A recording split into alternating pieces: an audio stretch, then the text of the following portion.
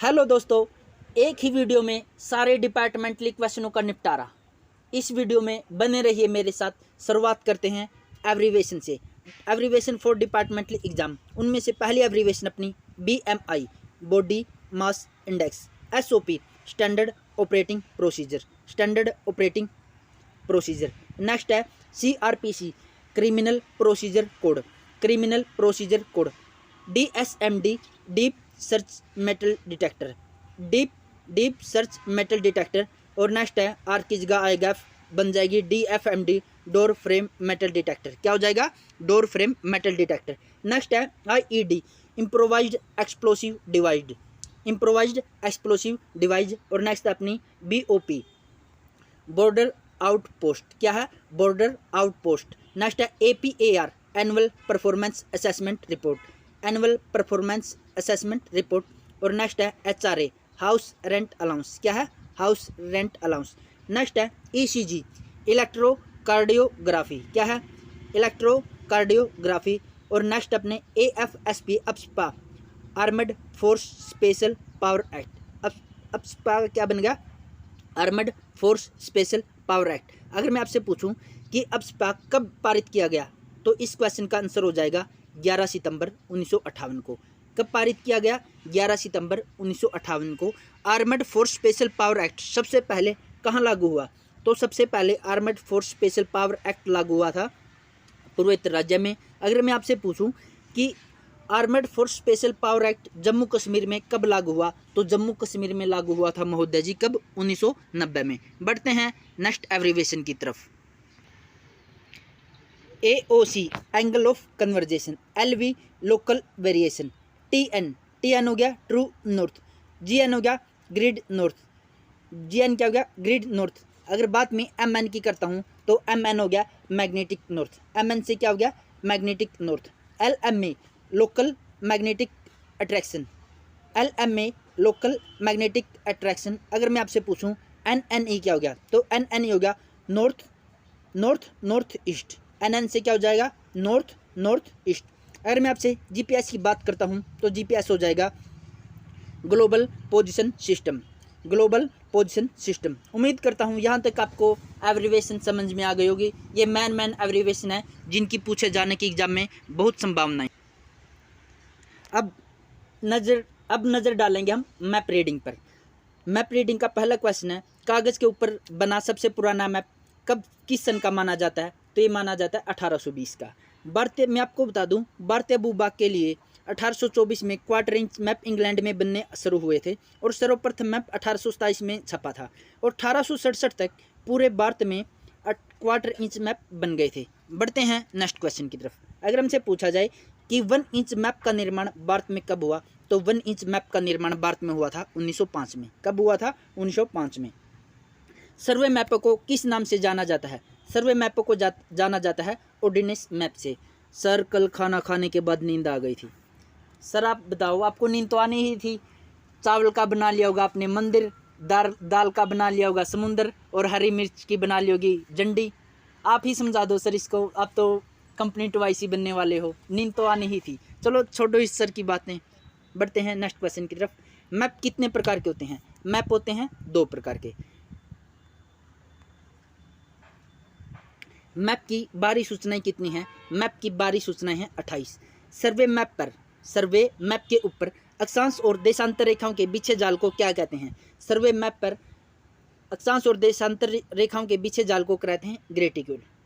पृथ्वी और उसकी डिटेलों के बीच पड़े फैसले को जिस अनुपात से कम करके दिखाया जाता है उसे क्या कहते हैं? उसे कहते हैं स्केल। स्केल कितने प्रकार के होते हैं? स्केल होते हैं प्रधान जी 3 प्रकार के, छोटी स्केल, मध्य स्केल, बड़ी स्केल। ध्रुव तारे की सहायता से ज्ञात करने वाला उत्तर क्या कहलाता है? ध्रुव तारे की सहायता से ज्ञात करने वाला उत्तर कहलाता है ट्रू नॉर्थ या वास्तविक नॉर्थ। कंपास कितने प्रकार के होते हैं? कंपास होते हैं 2 प्रकार के। कौन से कंपास? दिशा बताने वाले कंपास, डिग्री बताने वाले कंपास। कौन से? दिशा बताने वाले कंपास, डिग्री बताने वाले कंपास। नॉर्थ दिशा याद करने के सबसे 2 अच्छे साधन कौन से हैं?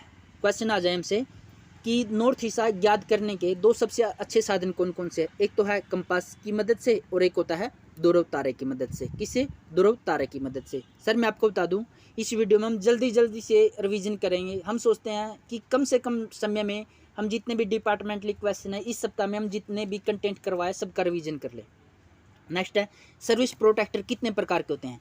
सर्विस प्रोटेक्टर होते हैं 3 प्रकार के, वृत्ताकार, अर्धवृत्ताकार और आयताकार। 3 प्रकार के कौन से? वृत्ताकार, अर्धवृत्ताकार और आयताकार। नेक्स्ट है, दो स्थानों के एक दूसरे से नजरी मिलाप को क्या कहते हैं? दो स्थानों के एक दूसरे से नजरी मिलाप को कहते हैं इंटरविजिबिलिटी। क्या कहते हैं? इंटरविजिबिलिटी। मैप पर इंटरविजिबिलिटी ज्ञात करने की कितनी विधियां हैं? मैप पर इंटरविजिबिलिटी ज्ञात करने की 3 विधियां हैं। मैप सेट करने को क्या कहते हैं? मैप सेट करने को कहते हैं ओरिएंटिंग ए मैप। क्या कहते हैं? ओरिएंटिंग ए मैप। नेक्स्ट है, यदि बेयरिंग 30 डिग्री है तो बैक बेयरिंग क्या होगा? अगर सामने का बेयरिंग अपना 180 डिग्री से कम होता है तो हम उसमें 180 जोड़ लेते हैं। ये सामने का बेयरिंग 30 दे रखा है, हमने इसमें 180 जोड़ दिया तो कितना हो जाएगा बैक बेयरिंग? 280 डिग्री। इसको भी सर आप याद रखना। बढ़ते हैं नेक्स्ट क्वेश्चन की तरफ। मानचित्र पर हम दूरी किससे मापते हैं? मानचित्र पर हम दूरी सर्विस प्रोटेक्टर से मापते हैं। सर्विस प्रोटेक्टर 3 प्रकार के होते हैं। कौन से? वृत्ताकार, अर्धवृत्ताकार और आयताकार। क्या? कौन सा? तीसरा, आयताकार। बढ़ते हैं एक और नए क्वेश्चन की तरफ। पहाड़ की सबसे ऊपरी हिस्से को क्या कहते हैं? पहाड़ी की सबसे ऊपरी हिस्से को क्या कहते हैं? उसको कहते हैं पिक या चोटी। TN और MN के अंतर को क्या कहते हैं? ट्रू नॉर्थ और मैग्नेटिक नॉर्थ के अंतर को क्या कहते हैं? उसको कहते हैं MV। उसको क्या कहते हैं? MV। मानचित्र पर रोड दर्शाने के लिए किस रंग का प्रयोग किया जाता है? तो मानचित्र पर रोड दर्शाने के लिए लाल रंग का प्रयोग किया जाता है। सर्वे मैप पर खड़ी काले रंग की रेखाओं को क्या कहते हैं? सर्वे मैप पर खड़ी काले रंग की रेखाओं को कहते हैं हम देशांतर रेखाएं। कौन सी रेखाएं? देशांतर रेखाएं। इंपॉर्टेंट क्वेश्चन है ये भी। वास्तविक उत्तर और मैप के उत्तर के बीच बने कोण को क्या कहते हैं? वास्तविक उत्तर और मैप के उत्तर के बीच बने वास्तविक कोण को क्या कहते हैं? AOC। AOC की फुल फॉर्म मैंने बताई थी आपसे पहले, क्या थी? Angle of conversation. बढ़ते हैं एक और क्वेश्चन की तरफ। रात के समय अगर कंपास ना हो तो उत्तर दिशा ज्ञात करने का सबसे अच्छा साधन कौन सा है? ध्रुव तारा। कौन सा सबसे अच्छा साधन? ध्रुव तारा। कन्वेंशनल साइन कितने प्रकार के होते हैं? महोदय, कन्वेंशनल साइन होते हैं 2 प्रकार के, सर्वे साइन, मिलिट्री सिंबल। कौन से? सर्वे साइन, मिलिट्री सिंबल। कंपास के उत्तर को मैग्नेटिक चुंबकीय उत्तर कहते हैं। कंपास के उत्तर को मैग्नेटिक चुंबकीय उत्तर कहते हैं।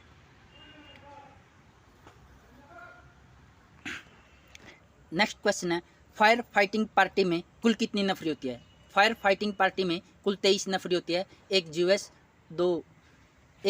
2 SO और 20 कांस्टेबल। कितने होते हैं? 23। 1 GS, 2 SO और 20 कांस्टेबल। अगर फायर खोलने और बंद करने के लिए जो ऑर्डर दिए जाते हैं उसे क्या कहते हैं? फायर खोलने और बंद करने के लिए जो ऑर्डर दिए जाते हैं उसे कहते हैं फायर कंट्रोल ऑर्डर। क्या कहते हैं? Fire control order.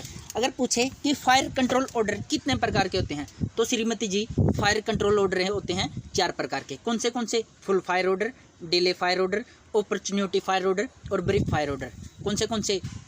Full fire order, delay fire order, opportunity fire order और brief fire order. Next question है, कार्बाइन में कितने प्रकार की रोके होते हैं? कार्बाइन में होती है 5 प्रकार की रोके। कितने प्रकार की रोके होते हैं कार्बाइन में? 5 प्रकार की रोके। नेक्स्ट है, कार्बाइन के साथ कितने मैगजीन आते हैं? कार्बाइन के साथ में आते हैं 6 मैगजीन। कितने मैगजीन? 6 मैगजीन।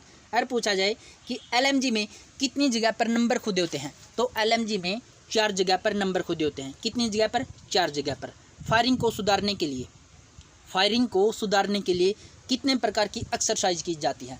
तो फायरिंग को सुधारने के लिए 5 प्रकार की एक्सरसाइज की जाती है।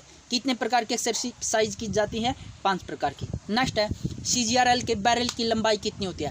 CGRL के बैरल की लंबाई होती है 856 mm। कितनी होती है? 856 mm।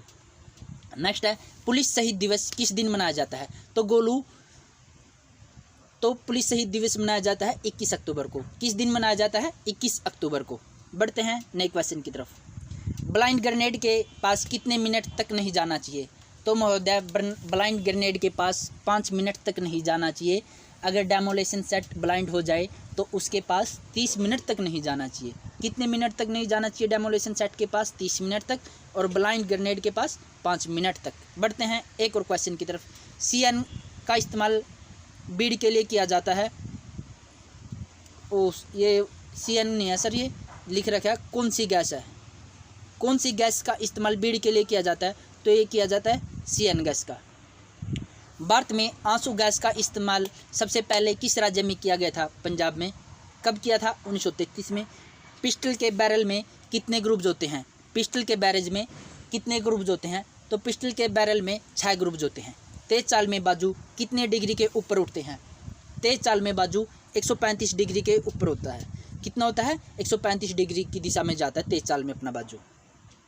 हवाई जहाज से छुपने के लिए जो मोर्चे बनाए जाते हैं उसे क्या कहते हैं? हवाई जहाज से छुपने के लिए जो मोर्चे बनाए जाते हैं उसे कहते हैं होवर हेड कवर। क्या कहते हैं? Hover head cover. CRPC कब लागू हुआ? CRPC 1974 में लागू हुआ था। CRPC कब लागू हुआ? CRPC 1974 में लागू हुआ।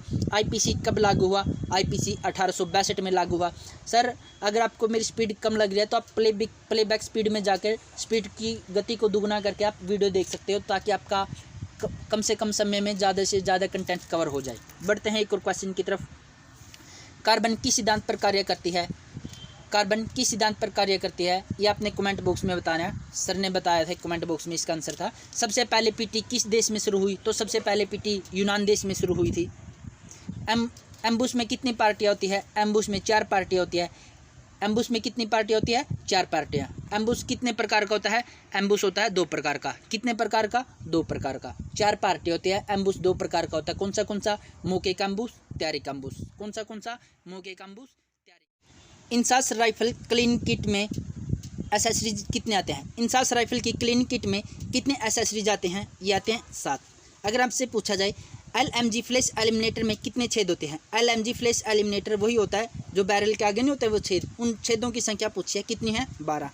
मैं आपको बता दूं, पिछली वीडियो में जिस लड़के ने कमेंट किया था कि सर पोस्टों पर काली बोतल काली मुर्गे का स्केल कितना होता है, और मैंने कहा था कि सर आप बहुत आगे तक जाओगे, तो उस बाई का आज फ़ोन आया और पूछा सर आपने बोला था कि मैं बहुत आगे तक जाऊँगा, लेकिन कितना आगे तक जाऊँगा और कहाँ पर जाऊँगा? मैंने कहा सर आप अफ़गानिस्तान तो जा नहीं सकते, क्योंकि अफ़गानिस्तान तो फ़िलहाल में बंद हो गया। आप एक काम करो, जो अमित शाह ने 100 दिन की छुट्टी लागू करी है, आप CHM से पूछकर वो 100 दिन की छुट्टी चले जाओ। तो वो लड़का CHM से 100 दिन की छुट्टी के बारे में पूछने के लिए गया है। देखते हैं क्या देश आएगा। खैर छोड़ो उस बातों को, बढ़ते हैं नेक्स्ट क्वेश्चन की तरफ। नेक्स्ट क्वेश्चन है, कंपनी के लिए ड्रिल का एरिया कितना होता है? कंपनी के लिए ड्रिल का एरिया होता है 75 गज। अगर आपसे पूछा जाए कि प्लाटून के लिए कितना होता है? प्लाटून के लिए होता है 30 गज। और बात मैं सेक्शन की करता हूं तो महोदय सेक्शन के लिए होता है 25 गज। एक बार फिर, प्रधान जी कंपनी के लिए होता है 75 गज, प्लाटून के लिए होता है 30 गज, और महोदय सेक्शन के लिए होता है 25 गज। बढ़ते हैं नेक्स्ट क्वेश्चन की तरफ। गार्ड से ड्यूटी एनसीओ का फासला कितना होता है? श्रीमान जी, गार्ड से ड्यूटी एनसीओ का फैसला होता है 18 कदम। ड्यूटी एसओ का फासला होता है, क्वेश्चन एक बार फिर देखना, क्वेश्चन में पूछा है गार्ड से ड्यूटी एनसीओ का फासला कितना होता है? तो ड्यूटी एनसीओ का फासला होता है 12 कदम। अगर हमसे पूछा जाए कि ड्यूटी एनसीओ से ड्यूटी एसओ का फासला कितना होता है, तो ड्यूटी एनसीओ से ड्यूटी एसओ का फासला होता है 6 कदम। और अगर हमसे पूछा जाए कि गार्ड से ड्यूटी एसओ का फासला कितना होता है, तो ड्यूटी एसओ का फासला होता है 18 कदम। एक बार फिर नज़र डालते हैं इन क्वेश्चनों पर। गार्ड से ड्यूटी एनसीओ का फासला कितना होता है? 12 कदम। ड्यूटी एनसीओ से ड्यूटी एसओ का फासला कितना होता है? 6 कदम। गार्ड से ड्यूटी एसओ का फासला कितना होता है? 18 कदम। तेज चाल में सामने से सलूट की कितनी हरकतों में पूरा होता है? तो ये होता है 5 हरकतों में। ड्रिल की शुरुआत सर्वप्रथम किस देश में हुई थी? जर्मनी में। कब हुई थी? 1666 में। किसने की थी? जनरल ड्रायल ने। सर ये है ना, जो साप्ताहिक जितना भी हमने पिछले सप्ताह रिवीजन किया है, पढ़ा है, उसका रिवीजन है ये। अगर आपने डिटेल में वीडियो देखनी है तो आप प्लेलिस्ट में जाकर डिटेल में वीडियो देख सकते हैं। ड्रिल भारत में कब लागू हुआ? 1835 में। कहाँ पर? पुणे में। कौन सी कार्यवाही जवान बिना वर्ड कमांड के अपनी मर्जी से करता है? कदम बदल की। खुली लाइन और निकट लाइन चल में अगली और पिछले लाइन का फासला कितना होता है? 5 कदम का। कितना फासला होता है? 5 कदम का। नेक्स्ट क्वेश्चन है, सेक्शन फॉर्मेशन कितने प्रकार के होते हैं? 6 प्रकार के। सेक्शन फॉर्मेशन 6 प्रकार के होते हैं। प्लाटून फॉर्मेशन होते हैं 3 प्रकार के। टारगेट कितने प्रकार के होते हैं? टारगेट होते हैं 2 प्रकार के। कौन से? आसान टारगेट, मुश्किल टारगेट। एक बार फिर, सेक्शन फॉर्मेशन 6 प्रकार के होते हैं। प्लाटून फॉर्मेशन 3 प्रकार के होते हैं। टारगेट होते हैं 2 प्रकार के, आसान टारगेट, मुश्किल टारगेट। फायरिंग रेंज कितने प्रकार की होती है? फायरिंग रेंज होती है 5 प्रकार की। कितने प्रकार की? 5 प्रकार की। अगर हमसे पूछा जाए कि सैंड बैग का नाप कितना होता है? सैंड बैग का नाप होता है 34 इंटू 14 इंच। कितना होता है? 34 इंटू 14 इंच। इंसास राइफल की लंबाई कितनी होती है? इंसास राइफल की लंबाई होती है 960 mm। कितनी होती है? 960 mm। महोदय जी, जो मैंने पिछली वीडियो में आपसे क्वेश्चन पूछा था कि 9 mm कार्बाइन किस सिद्धांत पर कार्य करती है, उसी लड़के ने आंसर दिया है ब्लो बैक विद एपीआई। कहीं पर लिखा है ब्लो एक्शन विद एपीआई। और हाँ, मैं बता दूं, जो लड़का सियाचिन से 100 दिन की छुट्टी के लिए गया था, तो सियाचिन ने उसको आदेश दिया कि 100 दिन की छुट्टी तो मिलेगी नहीं, आपको अभी बहुत आगे तक जाना है। कितनी आगे तक जाना है? पोस्टों के लिए मूवमेंट ऑर्डर बन रहा है, बंदा पोस्टों पर बहुत दूर तक जाएगा। मैंने कहा था ना कि बहुत दूर तक जाएगा। बंदा पोस्टों पर गया है, वहीं पर काली बोतल काली मुर्गी के साथ फीलिंग लेगा, वहीं पर पता करेगा कि पोस्टों पर काली बोतल काली मुर्गी का स्केल कितना होता है। खैर छोड़ो इस बात को, मैं आपको एपीआई की एब्रीवेशन बता देता हूँ। एपीआई की एब्रीवेशन है advance premium ignition. 9 mm carbine की सिद्धांत पर कार्य करती है blow back with API. API की एब्रीवेशन है advance premium ignition. Blow action with API भी हो सकता है, आप एक बार देख लेना ऑप्शन में क्या है क्या नहीं। 51 मोटर की मजल वेलोसिटी कितनी है? 51 मोटर की मजल वेलोसिटी है 107 मीटर पर सेकंड। अगर हमसे पूछे कि इसका रेट ऑफ फायर कितना है, तो नॉर्मल में है 8 बम प्रति 3 मिनट। नॉर्मल में कितना है? 8 बम प्रति 3 मिनट। अगर पूछे कि तेज में कितना है, तो तेज में इसका 12 बम प्रति 3 मिनट। एक बार फिर देखना, मजल वेलोसिटी है इसकी 107 मीटर पर सेकंड, नॉर्मल रेट फायर है इसका 8 बम प्रति 3 मिनट, और तेज में इसका 12 बम प्रति 3 मिनट। नेक्स्ट क्वेश्चन देखते हैं। नेक्स्ट क्वेश्चन है 51 mm मोटर की लंबाई कितनी है? कुल लंबाई है इसकी 670 mm। कुल लंबाई कितनी है? 670 mm। अगर पूछे कि बैरल की लंबाई बताइए, तो बैरल की लंबाई इसकी 540 mm। अगर हमसे पूछे कि ब्रिज पीस या बेस की लंबाई बताइए, तो बेस की लंबाई इसकी 155 mm। कितनी? 155 mm। 51 mm की कुल लंबाई है 670 mm, बैरल की है 540 mm, ब्रिज पीस या बेस की लंबाई है 155 mm। नेक्स्ट क्वेश्चन है 51 मोटर का वजन बताइए। 51 मोटर का कुल वजन है 51 मोटर का वजन बताइए। 51 मोटर का कुल वजन है 4.880 किलोग्राम। कितना है कुल वजन? 4.880 किलोग्राम। बेस का वजन है 2.740 किलोग्राम। अगर पूछे कि बैरल का वजन कितना है, बैरल का वजन है 2.10 किलोग्राम। बढ़ते हैं एक और क्वेश्चन की तरफ। दोस्तों, ये जो पिछले तीनों क्वेश्चन हैं, बैरल की लंबाई, इसका वजन, इसका रेट ऑफ फायर, इसकी मजल वेलोसिटी, ये आप ना अच्छे से 2 बार देखना, बैक करके 2 बार देखना। कोई नहीं 1 मिनट चली जाएगी, लेकिन 1 नंबर क्वेश्चन जरूर टकरा सकता है। फायर कंट्रोल ऑर्डर कितने प्रकार के होते हैं? फायर कंट्रोल ऑर्डर होते हैं 4 प्रकार के। फायर कंट्रोल ऑर्डर देने के लिए किस शब्द का प्रयोग किया जाता है? तो फायर कंट्रोल ऑर्डर देने के लिए ग्रिड शब्द का प्रयोग किया जाता है। अगर पूछा जाए कि टारगेट का बयान करने के लिए इंग्लिश के किस शब्द का प्रयोग किया जाता है, तो टारगेट का बयान करने के लिए ग्रिड शब्द का प्रयोग किया जाता है। जी से बन जाएगा ग्रुप, आर से बन जाएगा रेंज, आई से बन जाएगा इंडिकेशन ऑफ टारगेट, आई से क्या बन जाएगा? इंडिकेशन ऑफ टारगेट, और डी से बन जाएगा डिस्क्रिप्शन ऑफ टारगेट। डी से क्या बन जाएगा?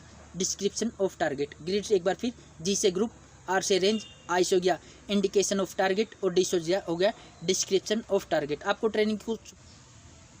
नेक्स्ट क्वेश्चन है 10वें अखिल भारतीय पुलिस तीरंदाजी चैंपियनशिप में आईटीबीपी ने कुल कितने पदक जीते? आईटीबीपी ने कुल कितने पदक जीते? 41। अगर हमसे पूछा जाए कि 10वें अखिल भारतीय पुलिस तीरंदाजी चैंपियनशिप में आईटीबीपी में सर्वश्रेष्ठ पुरुष एवं सर्वश्रेष्ठ महिला किसे घोषित किया गया, तो सर्वश्रेष्ठ पुरुष किया था नीरज चौहान, और सर्वश्रेष्ठ महिला थी दीप्ति कुमारी। सर्वश्रेष्ठ महिला कौन थी? दीप्ति कुमारी। नेक्स्ट है 10वें अखिल भारतीय पुलिस तीरंदाजी चैंपियनशिप में आईटीबीपी ने कुल कितने मेडल जीते?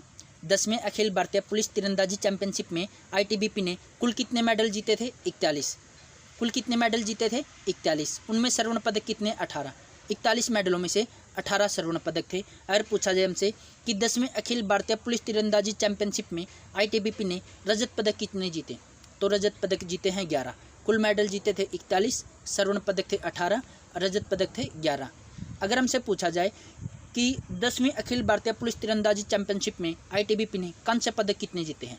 कांस्य पदक जीते हैं 12। एक बार फिर 41 कुल पदक जीते थे, उनमें से 18 स्वर्ण पदक थे, उनमें से 11 रजत पदक थे, और 12 हैं कांस्य पदक। ठीक है, बढ़ते हैं एक और क्वेश्चन की तरफ। सेवा समाप्ति का प्रमाण पत्र किस सेक्शन के अंतर्गत आता है? सेवा समाप्ति का प्रमाण पत्र सेक्शन 12 के अंतर्गत आता है। सूर्यास्त के समय बजाए जाने वाला वह बिगुल कॉल जिस पर क्वार्टर गार्ड का झंडा उतारा जाता है वह क्या कहलाता है? वह कहलाता है रिट्रीट। गार्ड कितने प्रकार की होती है? गार्ड होती है 2 प्रकार की। कौन सी? Ceremonial guard, tactical guard. Quarter guard का संतरी अपने खड़े होने की जगह पर कितना कदम टहल सकता है? क्वार्टर गार्ड का संतरी अपने खड़े होने की जगह पर 4 कदम दाहिने 8 कदम बाएं टहल सकता है। नेक्स्ट क्वेश्चन है, वर्तमान में भारत तिब्बत सीमा पुलिस बल के महानिदेशक का नाम बताइए। तो वर्तमान में भारत तिब्बत सीमा पुलिस बल के महानिदेशक का कार्यालय कहाँ पर है? तो कार्यालय है न्यू दिल्ली में। अगर पूछा जाए कि नाम बताइए, नाम है क्या है? संजय अरोड़ा। क्या नाम है उनका? संजय अरोड़ा। इससे पहले के महानिदेशक कौन थे? SS देसवाल। इससे पहले के महानिदेशक कौन थे? SS देसवाल। सबसे पहले के महानिदेशक कौन थे ITBP के? बलवीर सिंह। अगर पूछा जाए कि संजय अरोड़ा कौन से नंबर के प्रमुख है? 31वें नंबर के। कौन से नंबर के? 31वें नंबर के। अगर हमसे पूछा जाए कि इससे पहले महानिदेशक से के पद से पहले संजय अरोड़ा कितने साल तक ITBP में सेवाएं दे चुके हैं? तो ये दे चुके हैं 5 साल तक। और कौन से पद पर रहते हुए ITBP में 5 साल तक सेवाएं दी है? कमांडेंट के पद पर रहते हुए। अगर हमसे पूछे कि कहाँ कहाँ पर संजय अरोड़ा जी ने 5 साल तक सेवाएं दी है, तो 1997 से 2000 तक 12 बटालियन में सेवाएं दी है। और 2000 से 2002 तक दी है मंसूरी अकादमी में। 1997 से 2002 तक संजय अरोड़ा जी ने कमांडेंट पद पर रहते हुए महानिदेशक के पद से पहले 5 साल तक इस ITBP में सेवाएं दी है। बढ़ते हैं एक और क्वेश्चन की तरफ। नामांकन नेक्स्ट क्वेश्चन है, अपने सीनियर को धमकाना कौन सी सेक्शन के अंतर्गत आता है? सेक्शन 22। बगावत करना या कौन सा विद्रोह है? बगावत करना या विद्रोह करना कौन सी सेक्शन के अंतर्गत आता है? धारा 19 के। अब्सेंट विदाउट लीव धारा 21। माइनर पनिशमेंट धारा 56। वरिष्ठ अधिकारी की अवज्ञा करना धारा 23। एक बल एक सीमा के तहत भारत तिब्बत सीमा पुलिस बल को कितने किलोमीटर की जवाबदारी दी गई है? 3488 किलोमीटर की। भारत ITBP की स्थापना कब हुई थी? 24 अक्टूबर 1962 को। कितनी बटालियनों के साथ हुई थी? 4 बटालियन के साथ। ITBP को झंडा कब मिला? 20 जून 1987 को। ITBP एक्ट कब पारित हुआ? 1992 में। लागू कब हुआ? 1994 में। दोस्तों ITBP में करंट में कितनी बटालियन है? 56। कितने ट्रेनिंग सेंटर है? 17। फर्स्ट ट्रेनिंग सेंटर कौन सा रहा है? 2021 का RTC। दोस्तों इसकी मैंने डिटेल से वीडियो प्लेलिस्ट में करवा रखी है। आप अगर आपने अच्छे से पढ़ना है तो प्लेलिस्ट में जाकर भी वो वीडियो ज़रूर देखना, क्योंकि ये रिवीजन वीडियो है। जो आपने पहले पढ़ा ये और ये पढ़ लिया तो आपका रिवीजन हो जाएगा। उम्मीद करता हूँ इससे बाहर आ भी नहीं सकता, और अगर आएगा भी तो कोई ज़्यादा नहीं, जितना भी आएगा तो इसमें आपके अच्छे से क्वेश्चन कवर हो जाएंगे। बढ़ते हैं एक और क्वेश्चन की तरफ। गार्ड माउंटिंग की कार्रवाई कितने भागों में पूरी होती है? गार्ड माउंटिंग की कार्रवाई होती है 3 भागों में। गार्ड दिन के समय कितने मौकों पर लाइन बंद की कार्रवाई करती है? 13 मौकों पर। 84 mm CGRL में कितने प्रकार का एम्यूनेशन फायर किया जाता है? 6 प्रकार का। कौन सा? HEAT, TPT, इलू, स्मोक, HE, इलू, स्मोक, HE के बाद आता है 9 mm सब कैलिबर अडेप्टर। 9 mm सब कैलिबर अडेप्टर। नेक्स्ट है 84 mm CGRL से कितनी पोजीशन से फायर किया जाता है? तो ये किया जाता है 4 पोजीशन से। कितनी पोजीशन से? 4 पोजीशन से। 84 mm CGRL की कुल लंबाई कितनी है? 1110 mm। कुल लंबाई कितनी है? 1110 mm। DSMD का वजन कितना है? DSMD door search metal detector, इसका वजन कितना है? अगर हमसे पूछे कि इसका वजन कितना है विदाउट बैटरी, 2.3 किलोग्राम। बैटरी सहित कितने हैं? 3.2 किलोग्राम। बॉक्स सहित कितना है? 10.5 किलोग्राम। और खाली बैटरी का वजन पूछे तो खाली बैटरी का वजन है 1 किलोग्राम। कितना है? 1 किलोग्राम। क्वेश्चन पर एक बार फिर नज़र डालना, इंपॉर्टेंट क्वेश्चन हो सकता है। DSMD होता है, पहले मैं बता दूं, door search metal detector. Without battery वजन कितना होता है? 2.3 किलोग्राम। बैटरी सहित वजन कितना होता है? 3.2 किलोग्राम। बॉक्स सहित वजन कितना होता है? 10.5 किलोग्राम। और बैटरी का वजन होता है 1 किलोग्राम। बैटरी का वजन कितना होता है? 1 किलोग्राम। नेक्स्ट है संजय अरोड़ा कौन से बैच के IPS अधिकारी थे? 1988 बैच के IPS अधिकारी थे। TRRC का पूरा नाम क्या है? TRRC का पूरा नाम है tool removing ruptured case. Tool removing ruptured case. Rifle की साइटों में सुधार करने के लिए एलिवेशन और डिफ्लेक्शन की गलतियों को दूर करने के लिए क्या किया जाता है? तो ये किया जाता है जीरोइंग। जीरोइंग की जाती है राइफल की साइटों में सुधार करने के लिए एलिवेशन एवं डिफ्लेक्शन की गलतियों को दूर करने के लिए। नेक्स्ट है एमिंग बॉक्स एक्सरसाइज में जो ग्रुप बनता है उसका नाम क्या है और यह कितने mm का है। एमिंग बॉक्स एक्सरसाइज में जो ग्रुप बनता है उसका नाम है शॉर्ट ग्रुप और ये 7 mm का होता है। महोदय जी मैं इस क्वेश्चन को 2 बार इसलिए रिपीट करता हूँ ताकि आपको वीडियो देखते देखते ही ये क्वेश्चन याद हो जाए और एग्जाम में से एक भी क्वेश्चन ना कटे। नेक्स्ट है सर्च ऑपरेशन में तलाशी के कितने तरीके हैं। यहाँ पर तलाशी लिखा है, चलो मैं आपको बता दूँ तलाशी का युद्ध 1757 में हुआ था, यहाँ पर तलाशी की जगह तलाशी आएगा। सर्च ऑपरेशन में तलाशी के कितने तरीके हैं, 3 तरीके। कौन से? Sweep method, selective method, fan method. कौन सा? स्वीप मेथड, सिलेक्टिव मेथड और फैन मेथड। नेक्स्ट है तार की रुकावटें कितने प्रकार की होती है, 4 प्रकार की।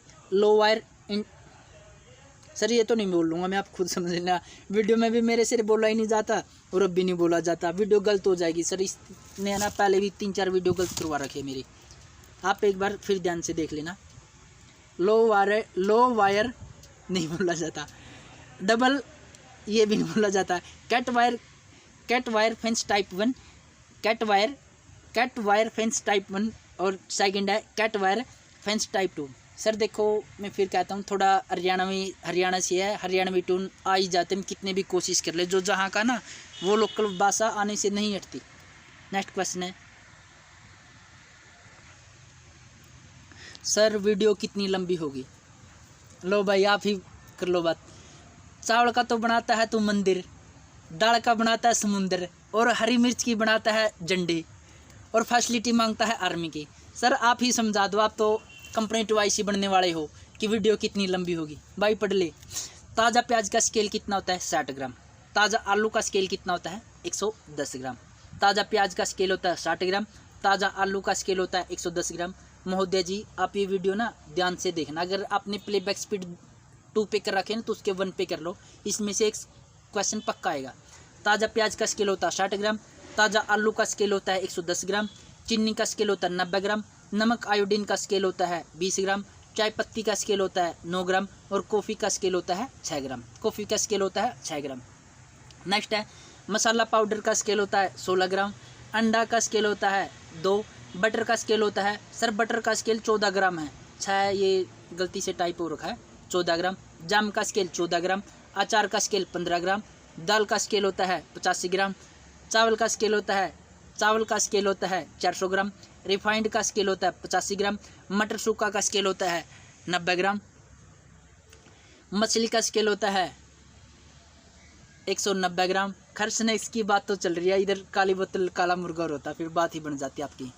काजू का स्केल होता है 4 ग्राम, मिट्टी का तेल होता है 14.800 लीटर यानी कि 14 लीटर 800 मिलीमीटर पर 45 आदमियों में होता है सर ये।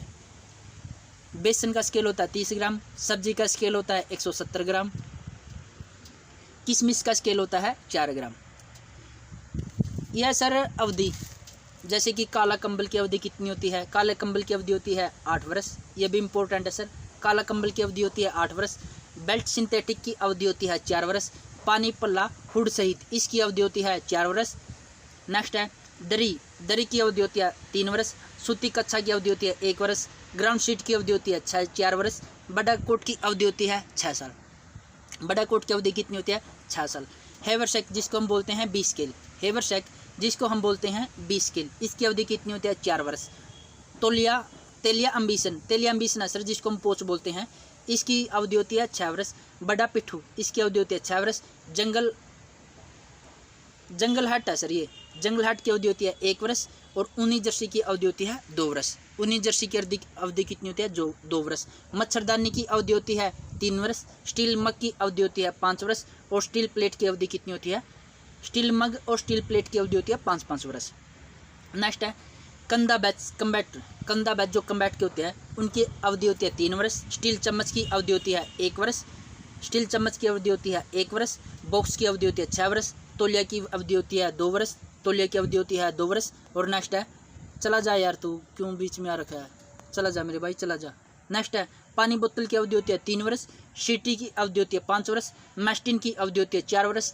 कम्बैट टी शर्ट की अवधि होती है 2 वर्ष। गर्म पैंट की अवधि होती है 4 वर्ष और गर्म कमीज की अवधि होती है 4 वर्ष। उम्मीद करता हूँ ये सारे अवधि और स्केल आपको जरूर अवधि और स्केल आपको जरूर समझ में आएगा। एक रिवीजन फिर करते हैं, बहुत जल्दी करेंगे। कितना जल्दी करेंगे बताता हूँ, कितना जल्दी करेंगे। आओ फिर आप भी मेरे साथ साथ में बोलना। ताज़ा प्याज प्यार बोलिया खैर। ताज़ा प्याज 60 ग्राम, ताज़ा आलू 110 ग्राम, चीनी 90 ग्राम, आयोडीन 20 ग्राम, चाय पत्ती 9 ग्राम, काफ़ी 6 ग्राम, मसाला पाउडर 16 ग्राम, अंडा 2, बटर 14 ग्राम आएगा 16 ग्राम की जगह, जाम 14 ग्राम, अचार 15 ग्राम, दाल 85 ग्राम, चावल 400 ग्राम, रिफाइंड 85 ग्राम, मटर सूखा 90 ग्राम, मछली 190 ग्राम, काजू 4 ग्राम, मिट्टी तेल 14.800 मिलीलीटर 45 आदमियों में, बेसन 30 ग्राम, सब्जी 170 ग्राम, किशमिश 4 ग्राम। अब आता है अवधि। काला कंबल की अवधि 8 वर्ष, बेल्ट सिंथेटिक की 4 वर्ष, पानी पल्ला हुड सहित 4 वर्ष, दरी की 3 वर्ष, सूती कच्छा की 1 वर्ष, ग्राउंड शीट की 4 वर्ष, बड़ा कोट की 4 वर्ष, हैवरसेक जिसको हम 20 स्केल बोलते हैं 4 वर्ष, तेलियम बीसन जिसको हम पोच बोलते हैं 6 वर्ष, बड़ा पिट्ठू 6 वर्ष, जंगल हैट की 1 वर्ष, ऊनी जर्सी की 2 वर्ष, मच्छरदानी की 3 वर्ष, स्टील मग की 5 वर्ष, स्टील प्लेट की 5 वर्ष, कंदा बैच कम्बैट की 3 वर्ष, स्टील चम्मच की 1 वर्ष, बॉक्स की 6 वर्ष, तौलिया की 1 वर्ष, पानी बोतल की 3 वर्ष, शीटी की 5 वर्ष, मैस्टिन की 4 वर्ष, कम्बैट टी शर्ट की 2 वर्ष, गर्म पैट की 4 वर्ष और गर्म कमीज की होती है 4 वर्ष। उम्मीद करता हूँ सर ये यहाँ तक का कंटेंट आपको पसंद आया होगा, पसंद आया होगा। ठीक है सर। देखो सर, जल्दी से बोलने के चक्कर में 1-2 शब्द फिसल भी जाता है और मेरी ट्यून आ भी जाती है। उसके लिए आप प्लीज़ कॉम्प्रोमाइज़ कर लेना। आप मेरी आवाज़ पे मत जाना, कंटेंट पे जाना। प्लेबैक स्पीड डबल करके देखना ये वीडियो, आपका टाइम भी बचेगा और आपका रिवीजन भी होगा। ठीक है सर। चलते हैं अगले क्वेश्चन। अब बात करते हैं हम IPC, इंडियन पैनल कोड। क्या है?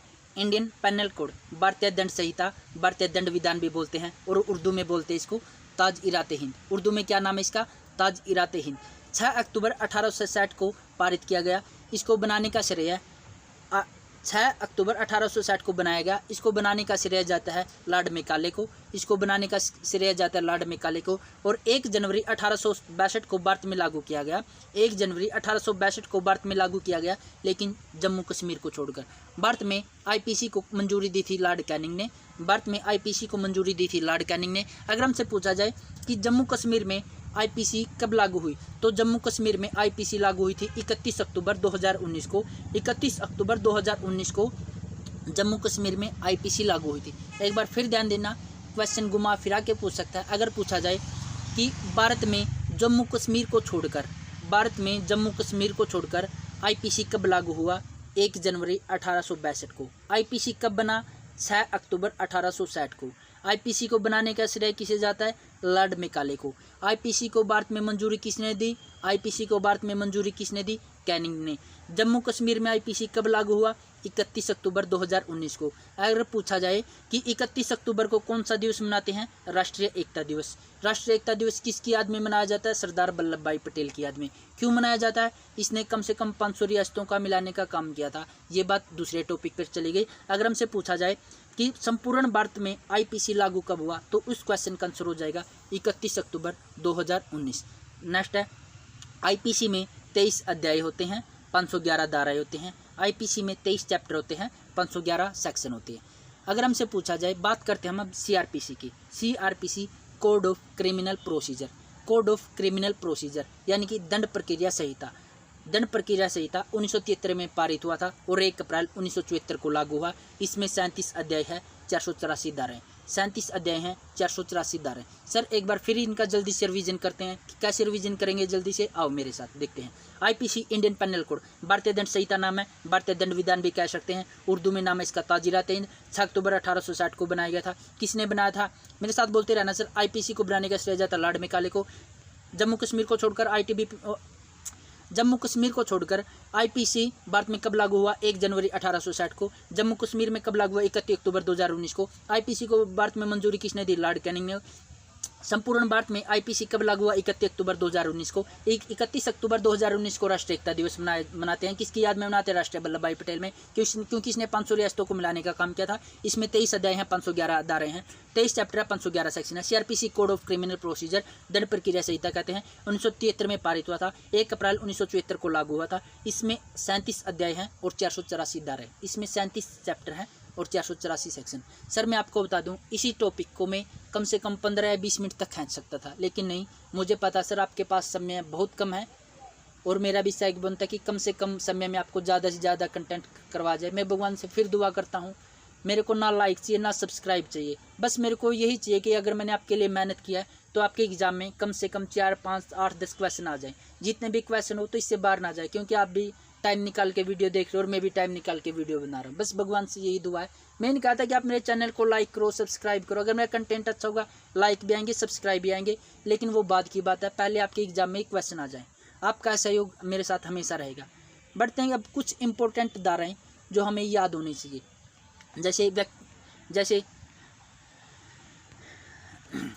प्राणघातक हथियार लेकर गैर कानूनी सम्मेलन करना, धारा 144, हत्या करना 300, हत्या रेड करने का दंड 302, हमला करना 351, चोरी करना 378, चोरी का दंड 379, लूट करना 390, डकैती करना 351।